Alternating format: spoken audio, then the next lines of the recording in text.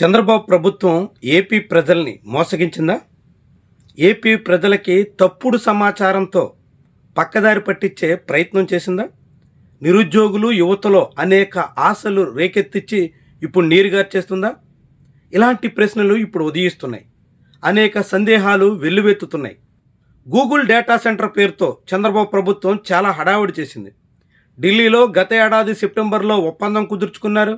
ఆ ఒప్పందం ఆంధ్రప్రదేశ్కి గేమ్ చేంజర్ అన్నట్టుగా భారీ ఎత్తున ప్రచారం చేశారు. ఆంధ్రప్రదేశ్లో గూగుల్ సంస్థ డేటా సెంటర్ నిర్మించబోతున్నట్టుగా నానా హంగామా చేసి జనాల్లో అనేక ఆశలు రేకెత్తించారు. కానీ తీరా చూస్తే ఏపీ క్యాబినెట్లో నిన్న చర్చించిన అంశం ప్రకారంగా ఆంధ్రప్రదేశ్లో వైజాగ్ కేంద్రంగా నిర్మించబోతుంది డేటా సెంటర్ గూగుల్ది కాదు అని తేలిపోయింది. ఆ డేటా సెంటర్ నిర్మాణం, నిర్వహణ అన్నీ అదానీ సంస్థ చేయబోతుంది. అంటే అదానీ సంస్థ గతంలోనే డేటా సెంటర్ నిర్మిస్తాం అనేటువంటి పేరుతో ఆంధ్రప్రదేశ్ రాష్ట్ర ప్రభుత్వం నుంచి భారీగా భూములు తీసుకుంది. జగన్మోహన్ రెడ్డి హయాంలోనే ఋషికొండ చేరువలో సుమారుగా 400 ఎకరాల భూమిని అదానీకి కేటాయించారు. డేటా సెంటర్ నిర్మాణానికి కేవలం శంకుస్థాపన చేసి అప్పట్లో చేతులు దులుపుకున్నారు. డేటా సెంటర్ నిర్మాణం ప్రయత్నాలు కూడా సాగిన దాఖలాలు లేవు. ఇప్పుడు మళ్ళీ గూగుల్ పేరుతో అదే అదానీ మరొక 400 ఎకరాల భూమికి టెండర్ పెట్టినట్టుగా కనిపిస్తుంది. ఇప్పటికే 180 ఎకరాల వరకు గూగుల్ డేటా సెంటర్కి ఆంధ్రప్రదేశ్లో కూటమి సర్కారు భూములు కేటాయించడానికి సిద్ధమైంది. తాజాగా అదనంగా మరో 170 ఎకరాలు కావాలంటూ అదానీ సంస్థ కోరింది.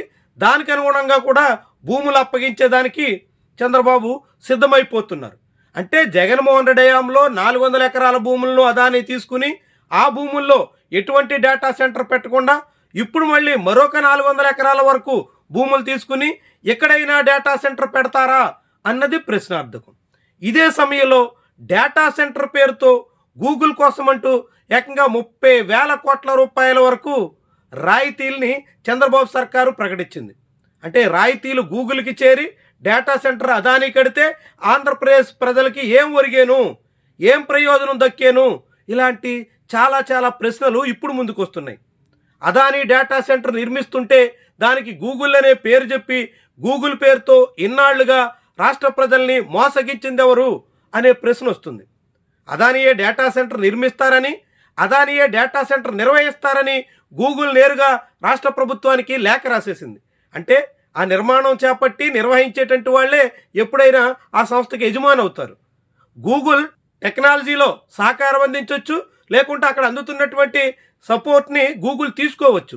గూగుల్కి అదానీకి మధ్య ఉన్నటువంటి ఒప్పందం ప్రకారంగా అదానీ నిర్వహిస్తున్నటువంటి డేటా సెంటర్లో గూగుల్ తనకు అవసరమైన మేర సర్వీసులు పొందుతుంటే దాన్నే గూగుల్ డేటా సెంటర్ అన్నట్టుగా ఇన్నాళ్లుగా రాష్ట్ర ప్రజల్ని వంచినటువంటి నమ్మించినటువంటి నేతలు ఇప్పుడేం సమాధానం చెప్తారు అన్నది ముఖ్యమైనటువంటి ప్రశ్న. అదానీ డేటా సెంటర్ గతంలో జగన్మోహన్ రెడ్డి హయాంలో భూములు కట్టబెడితే అదానీ ప్రదేశ్గా మార్చేస్తారా అని టీడీపీ చాలా పెద్ద రాద్ధాంతం చేసింది. టీడీపీ అనుకూల మీడియాలో చాలా పెద్ద స్థాయిలో కథనాలు వచ్చాయి. మరి ఇప్పుడు అదానీ కోసం చంద్రబాబు సర్కారు చేస్తుందేంటి? అదానీకి తగ్గట్టుగా అదనంగా భూములు ఇవ్వడానికి ఎలా సిద్ధమవుతుంది? అదానీ డేటా సెంటర్ నిర్మించి నిర్వహిస్తుంటే ఆ డేటా సెంటర్ కోసం 1,000 కోట్ల రూపాయల రాయితీలు ఎలా ఇస్తున్నారు? ఇవన్నీ ఎవరి కోసం ఇస్తున్నారు? ఇలాంటివన్నీ చాలా ప్రశ్నలు ముందుకొస్తున్నాయి. ఇప్పటికే ఆంధ్రప్రదేశ్ రాష్ట్ర ప్రభుత్వం 8 లక్షల కోట్ల రూపాయలు పెట్టుబడులు తీసుకొచ్చామని, 8.5 లక్షల మందికి ఉపాధి కల్పించబోతున్నామని, ఎస్ఐపిబిలో వాటన్నిటికీ అనుమతి ఇచ్చేశామని ఘనంగా చెప్పుకుంటుంది. అందులో ఉన్న దాంట్లో ఈ డేటా సెంటర్ ఒకటి. ఈ డేటా సెంటర్ గత ప్రభుత్వ హయాంలోనే 2023లో శంకుస్థాపన చేసిందే అయితే ఇప్పుడు ఎస్ఐపిబిలో కొత్తగా ఆమోదించిందేంటి? కొత్తగా సాధించామని చంద్రబాబు, నారా లోకేష్ చెప్పుకున్నదేంటి? దాని చుట్టూ రాష్ట్ర వ్యాప్తంగా సాగించిన ప్రచారం మాట ఏంటి? రాయితీలేంటి? అదనంగా భూములు కట్టబెట్టడానికి సిద్ధమవుతున్నటువంటి ఈ ధోరణి ఏంటి? ఇలా అనేక సందేహాలు చుట్టుముట్టక మానవు మొత్తంగా గూగుల్ పేరుతో రాష్ట్ర ప్రజల చెవిలో పువ్వులు పెట్టారా అనేటువంటి ప్రశ్న అయితే మరోసారి తెర మీదకు వస్తుంది. అదానీ డేటా సెంటర్ పెడుతుంటే దానికి గూగుల్ ముసుగేసి మరోసారి భారీగా రాయితీలు ఇచ్చి ప్రజల సొమ్ముని అదానీ గూగుల్ పేరుతో దారాదత్తం చేసే ప్రయత్నంలో చంద్రబాబు, పవన్ కళ్యాణ్ ప్రభుత్వం ఉందా అనేటువంటి ప్రశ్నలు కూడా వినిపించక మానవు. మొత్తంగా ఆంధ్రప్రదేశ్లో రాష్ట్ర ప్రజలతో ప్రభుత్వం దోబూచులాడుతున్నట్టుగా చెప్పాల్సి ఉంటుంది. నిర్దిష్టమైన స్పష్టమైన సమాచారం లేకుండా ఒప్పందం కుదుర్చుకున్న రోజు నుంచే అనేక రకాలుగా దాగుడు మూతలాడుతున్నట్టు భావించాల్సి ఉంటుంది. గూగుల్ అనుబంధ సంస్థతో ఒప్పందం కుదుర్చుకున్నాం అని చెప్పినటువంటి చంద్రబాబు అదే రోజు అదాని ఆ డేటా సెంటర్ నిర్మించింది మేమే అంటే మాత్రం పల్లెత్తు మాట మాట్లాడలేదు.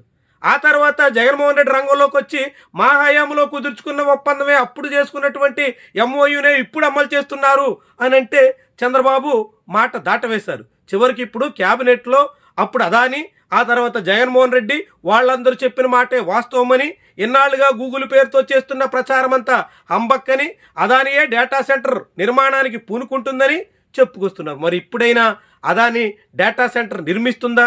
గతంలో మాదిరిగా 400 ఎకరాల భూమి తీసుకుని దాని చుట్టూ ఫెన్సింగ్ వేసుకుని ఆ భూమిని తన సొంతం చేసుకున్న అదాని సంస్థ ఇప్పుడు మళ్ళీ మరోసారి భూముల కోసమే ఈ తొంతంతా నడుపుతుందా? అదాని భూముల కోసం చంద్రబాబు నాయుడు గూగుల్ పేరుతో జనాలందరినీ నమ్మించే ప్రయత్నం చేశారా? ఇలాంటి అనేక ప్రశ్నలు కూడా తలెత్తక మానవు. మొత్తంగా వైజాగ్లో నిర్మిస్తామని చెప్తున్నటువంటి డేటా సెంటర్ అదానిదని తేలిపోయింది.